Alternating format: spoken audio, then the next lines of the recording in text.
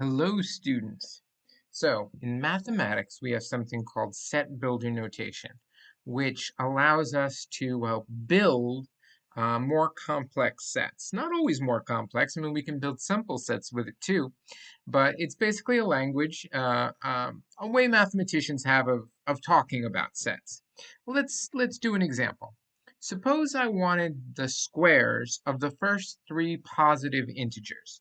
So how could I do that? Well, in mathematics, what I could do is I could write, I want the set of the squares. Now, of course, here I'd probably use a little subscript 2 instead of a star star 2, but that's fine.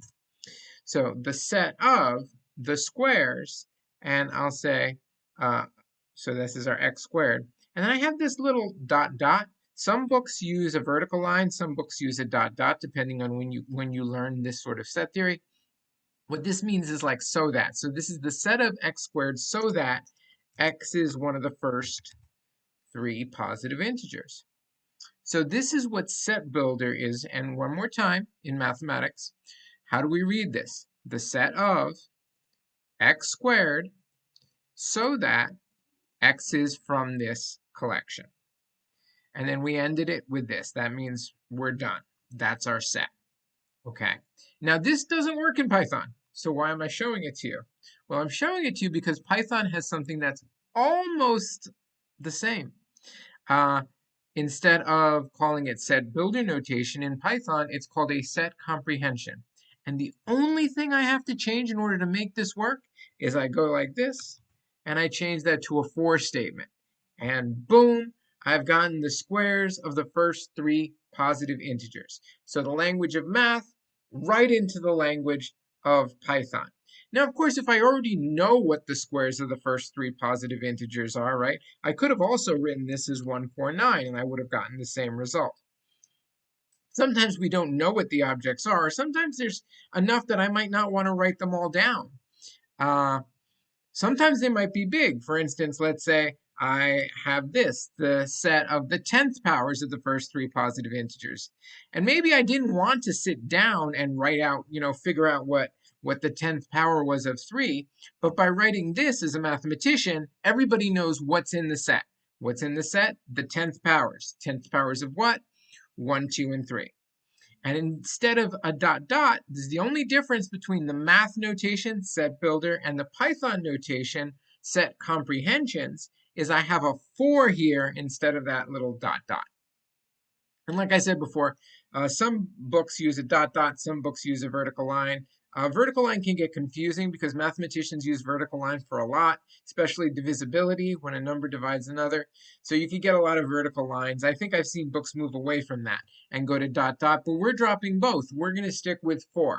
And we read this as, in Python, now, the set of x to the 10 for x in the set 1, 2, 3. And this gives us the correct results. Let's try a different problem.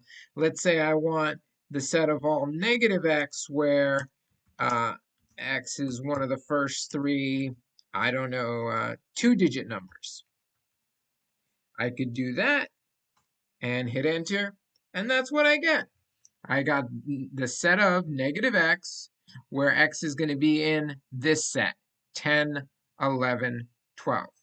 Now, the one thing in mathematics that's a little different is a lot of times we wouldn't use a set in this set builder notation. Like let's say in particular, let's say I wanted the first, I don't know, 7 2-digit integers here. So I want the negatives of the first 7. So 1, 2, 3, 4, 5, 6, 7.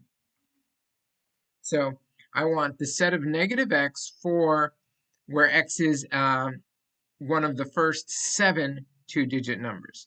Now, I mean, that's a lot of writing. In math, what we might want to do is we might want to say something like this. Well, we'd use this if we were doing set builder. And what we would say is we might say 9 is less than x is less than 17. And if it's clear that we're working in the integers, this is all we have to say.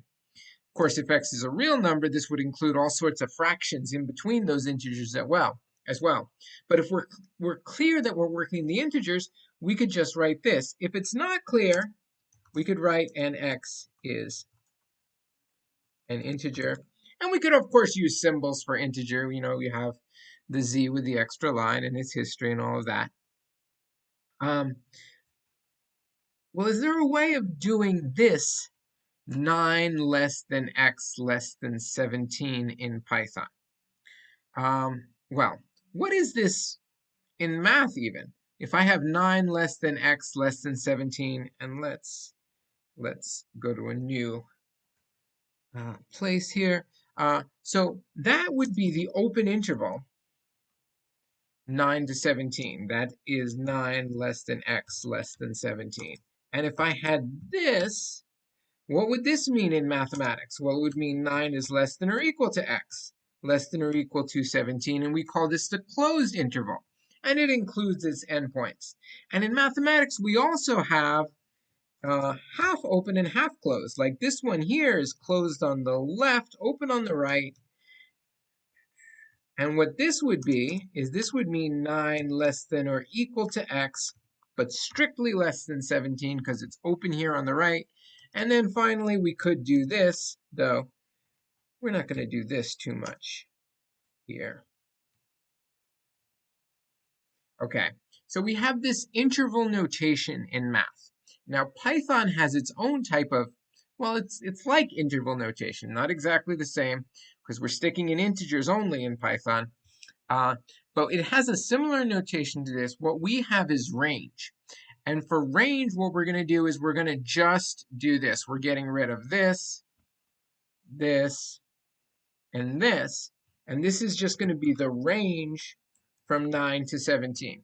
So when I write range from 9 to 17, what I mean is I mean the half open interval and half closed interval, which is closed at the left endpoint at 9 and open at the right endpoint at 17. So let's say I wanted to, in Python, get the set of all negative x for x in range 9 to 17. Now, where is this going to start? Well, this is actually going to be half closed on the left and open on the right. So if I do this, I get this. And what I might really want, remember we started this problem by saying we wanted the first 7 two-digit numbers and we wanted their negatives. So I got too many here. And that's because we started with open intervals and we used the numbers 9 and 17. In Python, our intervals, our ranges are half open. So what we're going to do here, if we want to get that, the negatives of the first 7 two-digit numbers, I would do that. And I forgot the end statement. And there. I've gotten the negatives of the first 7 two-digit numbers. This is negative x, where x is in the range from 10 to 17, which means x is in this interval here. But what does Python do when I create this range interval? What is this interval? Does Python create a set and interpret it as a set?